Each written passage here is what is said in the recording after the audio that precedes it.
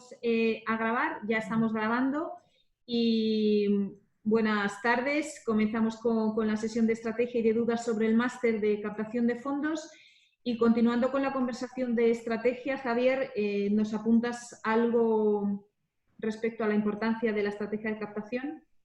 Sí, muchas gracias, Begoña. Bueno, como muy bien comentaba Begoña, el fundraising tiene una parte estratégica fundamental. Por una parte, como bien sabéis, muchas fundaciones y asociaciones, para garantizar su sostenibilidad, la flexibilidad de asignación de fondos y poder llevar a cabo nuestras causas, necesitan diversificar las fuentes de fondos, y la captación de fondos privados de empresas y de individuos es fundamental para muchas asociaciones y fundaciones y su sostenibilidad. En segundo lugar, no se puede hacer una estrategia de fundraising sin conectarla totalmente a la estrategia de organización.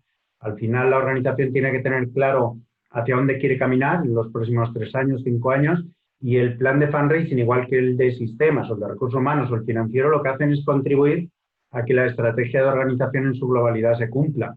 Y luego en sí mismo, el fundraising tiene una parte que no es solo la creatividad de una campaña, las donaciones puntuales, un canal en concreto, sino que tiene que tener una metodología de pasos de una estrategia de fundraising integrada, que como muy bien decía Begoña, tiene que responder a las preguntas de quién es mi potencial donante interesado en apoyar la causa que yo defiendo, cómo lo encuentro a ese público objetivo. Por otra parte, cuál va a ser la oferta, las formas de colaboración que le ofrezco a la gente, lo que serían productos de fundraising. Le voy a ofrecer microdonación, donación puntual, hacerse socio, gran donante, herencias y legados. Por otra parte, una vez que elijo esas dos cosas, ¿qué canal le ofrezco? Claro. ¿Le voy a alcanzar por diálogo directo en calle con equipos de face-to-face, o telemarketing, o marketing digital, o televisión? ¿Cómo combino eso? Una vez que ya entra conmigo la parte que decía Begoña, que es fundamental, cómo le cuido y hago que viva cuantos más años conmigo. La media de vida del donante español en España son 8 años, y cómo durante esos años conmigo desarrollo su valor, que me aporte nuevas donaciones puntuales, suba cuota, me deje una parte de su herencia. Y luego tenemos que tener toda una parte que tocamos en el máster también, de análisis de la efectividad de campañas, retorno de inversión, rentabilidad. Ese euro que estoy invirtiendo, ¿cuántos euros me va a dar en 3 años, en 5 años, para poder recuperar no solo eso, sino mandarlo a mis causas, a mis proyectos, a financiar la estructura contratada? Hay Sí, una parte, apuntando en este punto, Javier, que insistimos también mucho, y es esa contabilidad analítica que tiene que tener cada canal. Es decir, cada canal tiene que ser sostenible en sí mismo. No podemos hacer que otros canales estén contribuyendo de manera continuada a un determinado canal que, por no tener unas métricas adecuadas, no estamos viendo que no retorna de manera positiva o no impacta en aquel público en el que realmente queremos captar, ¿no? totalmente. Y luego cerramos el ciclo pues también del máster, porque al final la estrategia no es solo qué está pasando en España, sino la mirada a las tendencias, a la innovación continua, a la flexibilidad que hay que tener, porque a veces un canal no puedes utilizarlo. Por ejemplo, pues si se limita ahora la presencia de equipos en calle, por las restricciones de movimiento, pues tienes que tender más a lo digital, y esa cintura, más luego la conexión con fundraisers de toda España y de todas partes del mundo, que enriquece también. Bueno, yo he de decir que como profesor que llevo muchos años ligado aquí, realmente no hay ningún otro máster ni curso que sea de la profundidad que este máster toca el fundraising, y que es una profesión con mucha salida de futuro, muy buscado por las fundaciones y asociaciones.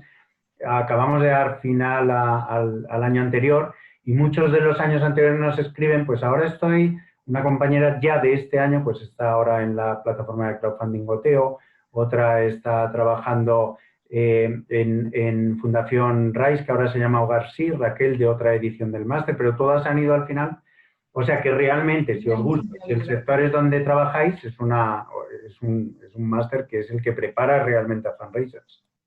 Sí, porque sales con una hoja de ruta completa sobre cuál es ese desarrollo que tienes que hacer. Otro punto que quizás sí que tendríamos que destacar es que el plan de captación de fondos no te sirve solamente para captar, es una parte fundamental, pero sí que al cabo del tiempo te das cuenta que con una estrategia de captación de fondos lo que haces es conocer mejor cómo está el mercado. Tienes las sensaciones y el feeling de de realmente si tus proyectos los estás comunicando bien. Por lo tanto, también es ese feedback, ¿no? Una conversación continua que tú tienes con el mercado a la hora de salir a captarlo. Y también es una manera de sensibilizar y de comunicar.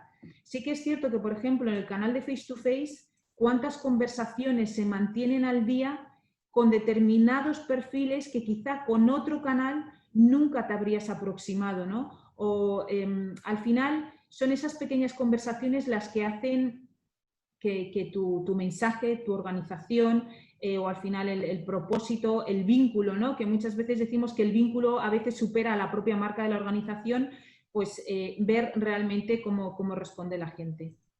Si Y queréis... finalmente, y solo otra cosa, a este punto también se trabaja mucho también la estrategia entre departamentos. Es decir, el fundraising no va aislado. Si necesitamos hacer una propuesta a una empresa para que colabore con un proyecto, tenemos que trabajar con el departamento de proyectos y programas en su formulación, en la ejecución del proyecto, en el reporting. Si queremos hacer un equipo de face-to-face interno, pues tenemos que trabajar con recursos humanos. Las áreas de comunicación, influencia política y lobby están muy relacionadas porque la gente que firma nuestras peticiones para generar un cambio de legislación, por ejemplo, es gente interesada en nuestra causa que luego el fundraising lo convierte o bien por digital o telemarketing en socio. Al final, en estrategia también hablamos de cómo hay que integrar la estrategia con las de los demás departamentos. Si queréis pasamos a las preguntas que nos habíais hecho muy concretas a través de la encuesta que os habíamos incorporado, o si queréis ir comentándonos. Si quieres empezamos por, no sé, Carlos. Bueno, buenos días a todos o buenas tardes. Muchas gracias por permitirnos compartir este momento con vosotros y saber un poco más del máster. Yo en particular no tengo ningún tipo de formación previa ni experiencia en fundraising, así que para mí es doblemente útil. Yo la verdad que empecé a interesarme por esto porque yo sí he trabajado en un think tank y sé lo difícil que es pues, conseguir fondos, sobre todo para hacer investigación y tal. Y me gustaría también como dedicarlo a campañas políticas, sobre todo muy al estilo Estados Unidos y tal. Lo que pasa que también tengo una duda, que es la que os comentaba en el formulario, y es ¿qué tipo de habilidades de este máster también luego son aplicables al sector privado, a una empresa, por ejemplo? No ya es una fundación o una ONG o algún tipo de esto, sino que desde la ignorancia, que ya os digo que no tengo ninguna experiencia en esto, ¿qué tipo de habilidades puedo luego aplicar si acabo trabajando en una empresa privada, por ejemplo? Bueno, el tipo de habilidades que desarrollas son amplias. Sí que es cierto que la captación de fondos hoy por hoy tiene el mercado mucho más abierto que hace 10 años. ¿Por qué? Porque las empresas sociales están también cada vez más implicadas en la captación de fondos, en ese desarrollo social y complementario que tienen. De hecho, hay plataformas que son de captación de fondos, como es la Fundación Goteo y otras con el sistema de crowdfunding, donde las empresas sociales a buscar un apoyo no solamente de inversores, sino de personas o individuos que buscan apoyar una causa, ¿no? Yo creo que esto cada vez está más extendido. De hecho, yo muchas veces les digo a las organizaciones, a las ONLs, que hay que espabilar y hacerlo rápido porque el mercado es el que es y al final se están incorporando muchos más actores a la hora de captar fondos. Esta estrategia de captación de fondos te permite actuar en cualquier mercado porque lo que hace es identificar cuál es tu público, quién está sensibilizado con tu causa y con qué canales te puedes aproximar de una manera más cómoda. Y a partir de ahí, ¿qué conversación tienes que tener con ellos para poder maximizar esas posibilidades de actuación con el socio? Javier, tú querías igual decir algo. Totalmente de acuerdo. Yo creo que es aplicable al 100%. Al final, la forma en la que se hace marketing comercial y segmentación de posibles clientes en el mundo comercial es muy similar. Como decía ahora Begoña, yo vengo de Unilever y de Pepsi antes de pasar al sector de ONGs.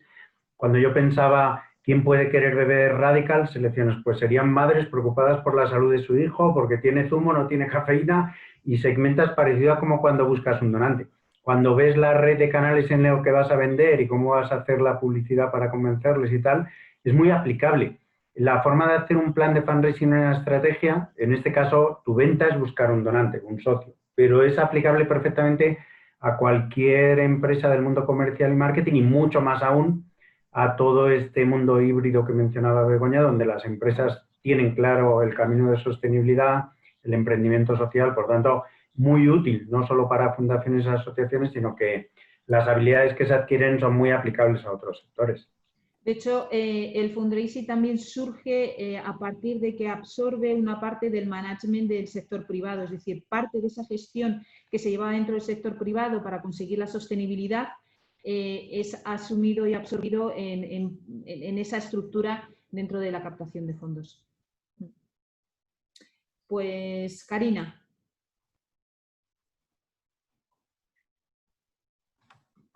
Bueno, yo en realidad sí he participado en organizaciones, desde los 14 años formo parte de Rotary International, soy costarricense. Lo que pasa es que en las organizaciones en las que he estado tradicionalmente todo se maneja más como por te conozco, me aportas para proyectos específicos, más influencias en realidad que por una estructura de captación de fondos.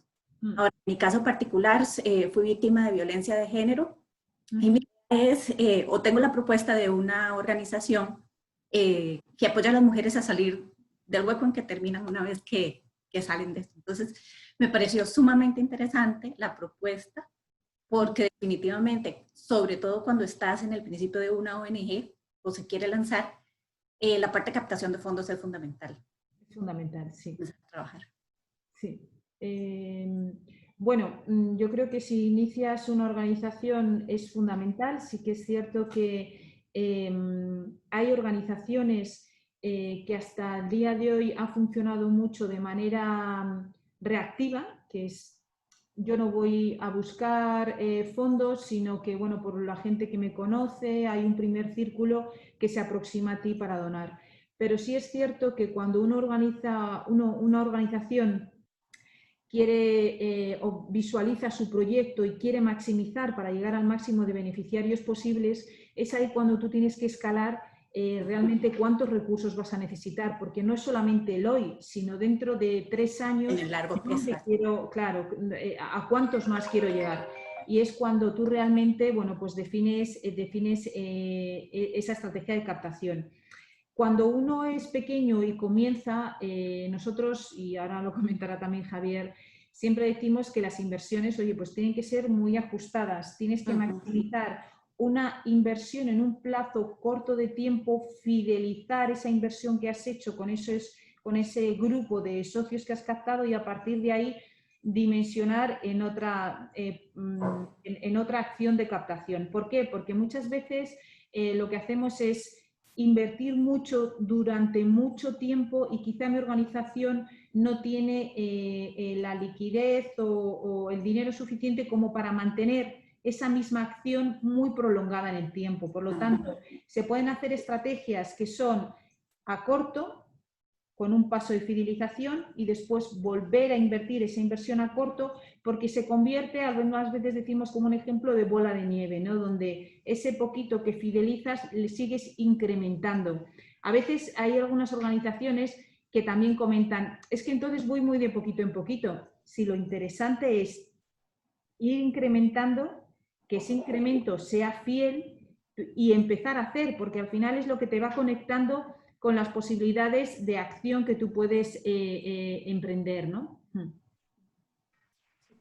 Sí, y añadiría esto, Karina, también, que efectivamente en el máster hay toda una parte previa que sirve mucho para el lanzamiento de nuevos proyectos, donde ayudamos a pensar cuál es mi visión, misión, los valores de organización, qué otras organizaciones similares ya existen que están cubriendo esta causa y dónde se posicionen y cuál va a ser mi valor diferencial, dónde la voy a colocar. O sea que antes de meternos de lleno a la estrategia de fundraising, hay una parte de pensamiento estratégico que precisamente es muy útil cuando uno está ideando desde el principio una nueva organización, ¿no? Sí, ahí sí que hacemos un trabajo, la verdad es que ímprobo, porque cuando nosotros analizamos qué organizaciones se parecen a nosotros por las acciones, el siguiente nivel es analizar a aquellos que son semejantes a nosotros, qué campañas están haciendo iguales a nosotros, ¿no? Porque es un ejemplo que es muy simple, pero ¿cuántos han coincidido en hacer maratones en el mismo tiempo y a la misma hora y no hay público muchas veces para esa misma acción en el mismo tiempo? Entonces, todo eso hoy hay que analizarlo porque hay, bueno, pues todo un mercado que está desarrollando acciones y tenemos que ver con ese semejante qué valor aporto o qué hago diferencial para que me consideren a mí, ¿no? Es importante. Jesús, perdona, es que como andamos un poquito más de tiempo, pasamos ya a Jesús que nos haga la consulta. No tengo muchas consultas por ahora, ¿eh? O sea, vale. Pues, así que puedes pasar. Vale, Cecil o Marcela. O si no, Cecil. Hola, buenas tardes. Gracias por esta oportunidad. Yo soy Cecil, vengo del GOB, que es una asociación ecologista que trabaja en las Islas Baleares desde el año 73. Es una asociación ecologista muy potente aquí, que ha estado, digamos, en la vanguardia de la protección del territorio, así como lo conocemos de algunos de los espacios naturales de aquí de Mallorca. Llevo trabajando en captación de fondos con ellos desde el 2009, o sea que sí que digamos que me voy empapando, ¿no? Pero sí que veo que, bueno, que evidentemente se ha orientado muchísimo la estrategia a todo lo que ha sido fuentes de financiación pública. Hemos hecho también campañas de crowdfunding, hemos hecho campañas de socios, hemos hecho todo digamos, el abanico de posibilidades, pero todo lo que es la parte más de donantes privados, más pequeños donantes o igual medios y grandes donantes, aunque también tenemos fondos de fundaciones nacionales y extranjeras, pero es la parte quizás más la parte que nos cogea un poco.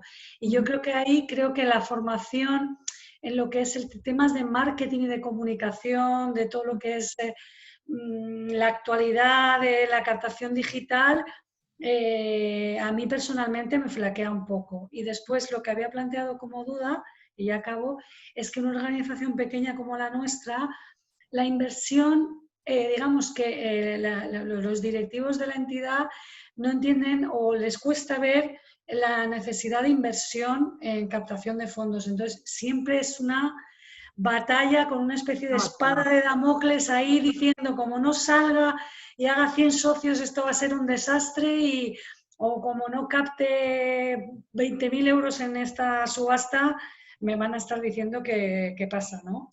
Y entonces ahí es un poco la dificultad del perfil de captadores de fondos en entidades pequeñas, donde cuando a veces también como lo fácil y más cercano es ir a las administraciones públicas, pero que sabemos que en el ámbito del ecologismo el año que viene pues, se acabó. Bueno, a ver, porque has hecho varias referencias.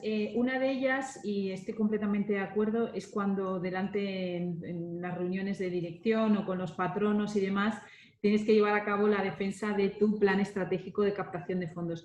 Aquí sí que creo que cada vez es más importante que cuando tenemos que convencer a estos patronos, lo que tenemos que llevar es un prototipo de ese proyecto de captación en pequeño, donde vean de ahí cuánto puedo captar y cuánto puede retornar.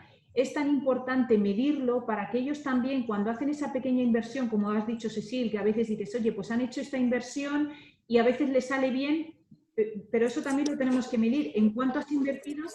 ¿Cuánto ha afectado y ha afectado en positivo para poder maximizar esa inversión? Porque en algunas organizaciones invierten 1.000 y obtienen 1.500, en cuanto más que invertamos, cuánto más podemos crecer. Yo creo que esa proyección y esa foto hay que hacérsela siempre, porque muchas veces el quali está muy bien, pero el quanti aterriza mucho más esos datos, ¿no?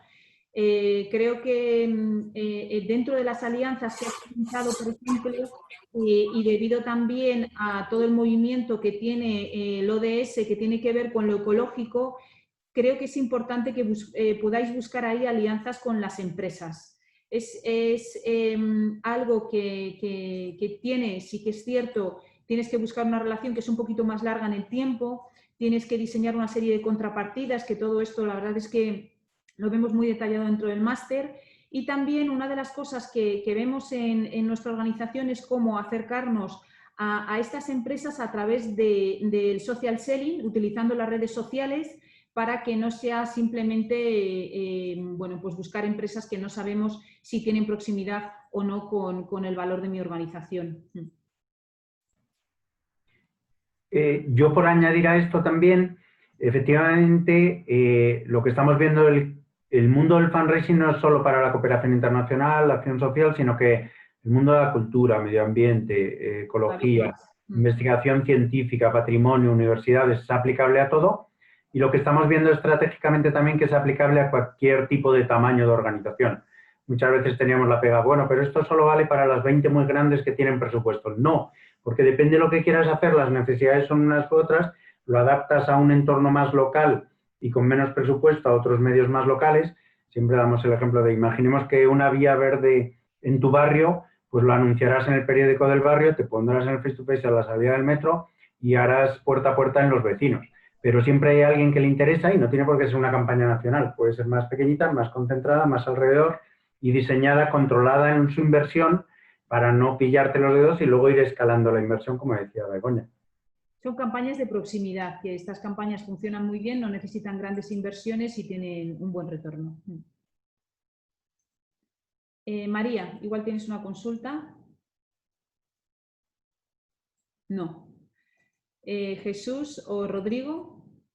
Perdón, estaba sin micrófono. Por mi parte, bueno, gracias por este espacio que es muy motivante. En mi caso, llevo en el tema de la captación de socios cara a cara del 2004. Y comencé con Cruz Roja y después creamos nuestra propia agencia, que es donde prestamos servicio a Plan, donde conocimos a Javier y a Verónica en Valladolid. Y claro, es bien sabido que con la situación actual de COVID, claro, hay un escenario de bastante incertidumbre. Entonces, mi interés va por la parte de lo que tiene que ver con el desarrollo digital, el telemarketing y todo lo que podría ser la innovación en el sector, sobre todo del face-to-face. Bueno, en el primer punto, cuando has comentado todo lo que tiene que ver con el desarrollo digital, nosotros el desarrollo digital lo vemos tanto desde qué es lo que puedes captar desde tu propia web, qué es lo que puedes lanzar a través de microsite, qué es lo que puedes hacer a través de campañas de crowdfunding, con qué agencias, si lo puedes hacer tú internamente. Vemos también todo lo que son canales de televisión, el canal YouTube, lo que puedes captar a través de Twitter, es decir, tocamos todas las redes sociales como elementos también de captación. Sí que es cierto, y no lo hemos tocado antes y es principal, y es que antes considerábamos que era principal tener un CRM, pero ahora más todavía, es decir, porque toda herramienta digital necesita después tener detrás un elemento donde recaiga toda la información, ¿no? Y este instrumento es un CRM, que sabemos que hay multitud y en este máster vemos muchos que son colaborativos y de diferente índole y es muy importante. El face-to-face, que es uno de los canales que has tocado ahora, pues bueno, es un canal que ahora mismo pues está muy reducido pues por toda la incidencia que tiene con todo el tema COVID. Sí que en algunas ciudades sí se sigue trabajando con todas las dinámicas y con todos los protocolos sanitarios. Creo que es una actividad que también ahora mismo, buscándolo como si dijésemos como una ventaja, se está dejando descansar también un poco determinadas zonas.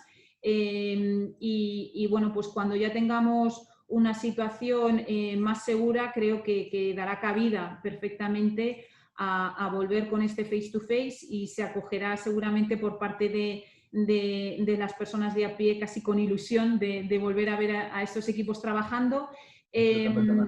Sí. Y espera, porque se me escapaba otro punto, por ejemplo, que tiene que ver con la digitalización del face-to-face, es que creo que es muy importante que la captación sea a través de sistemas digitales que permiten realmente generar esa transparencia, dinamizar en el punto de calle pues, con elementos que son más visuales y esto está todavía por introducir, pero yo creo que todavía tiene un mercado creciente.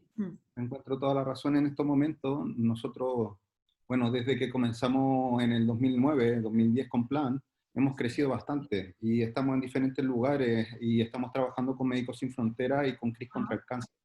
Y es cierto lo que dice Begoña, que es cierto, el tema digital de la introducción de los datos, ya esto de coger los datos con un formulario en papel, ya eso no. Y bueno, y en Chile nos ha tocado un poco reconvertir el equipo de Phaser a equipos de telemarketing. Sí, eso lo están haciendo la mayoría de las agencias, sí. Y ha sido todo un proceso, mira, que difícil, pero hemos conseguido un poco capear la ola, pero creo que no debería ser la fórmula, porque las habilidades de un Phaser, siendo que la empatía para un telemarquista también ocurre lo mismo, pero son personas completamente diferentes, es decir, porque ocupan técnicas diferentes. Entonces estamos en ese proceso de vista la situación, empezar a desarrollar un poco lo que sería un telemarketing a nuestro estilo.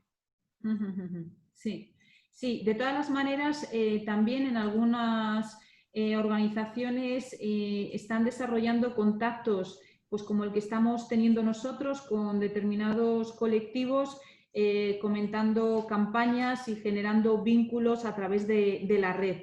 Y creo que funcionan bien. Es un sistema que tenemos que generar una metodología sobre él, porque es un pequeño impacto, pero es visual y tiene una combinación, fíjate, de los dos canales, tanto del canal de telemarketing como del canal de face-to-face a la hora de generar esa empatía. Ese es un canal que ahora mismo se está desarrollando, que funciona bien, se hace por grupos y bueno, es uno de los canales nuevos que también tenemos incorporado dentro del máster. Es un canal mixto que son de estas cosas que dices, innovas, ¿no? En este caso sí que hemos innovado un poco por la fuerza, ¿no? del mercado, pero puede tener sus resultados si podemos maximizar esos encuentros. Sí, totalmente. Y el tema de captación digital, pues efectivamente es clave en cualquier estrategia ahora mismo. Además de todo lo que ya se ha señalado, estamos trabajando cada vez más con influencers, youtubers, comunidades digitales que se asemejan en cierto sentido a lo que decías de la innovación en face-to-face. Tienes una voz reconocida para un grupo que le habla a ese grupo y no solo les invita a donar, sino que a la vez les pide hacerse fundraisers ellos mismos. Todas las tendencias de peer-to-peer fundraising, donde no solo haces microdonaciones, sino que pones las herramientas en las manos de las personas para que ellos a su vez se conviertan en captadores para ti. A eso habría que sumar pues todo lo que hemos visto en este tiempo de confinamiento, de las carreras que antes eran físicas y se han convertido en carreras virtuales, de la hucha de cuestación de la Asociación Española contra el Cáncer, no sé si lo habéis visto, que está rotando pidiendo que eches la moneda, pero es una hucha virtual. O sea, lo virtual y lo digital está muy presente en la estrategia de fundraising y en el máster. Sí, son esos embajadores que buscamos a través de la red. ¿Tenéis alguna consulta más? Ninguna duda. Lo tenéis todo clarísimo. Bueno, pues vamos a dar por terminada la sesión. Quiero agradeceros este tiempo, esta conversación que ha sido súper amena y muy, muy productiva. Y bueno, espero veros pronto. Muchísimas gracias. Gracias a todos. Chao. Gracias. Muchas gracias. Muchas gracias a Buena semana. Gracias, chao. Adiós. Gracias.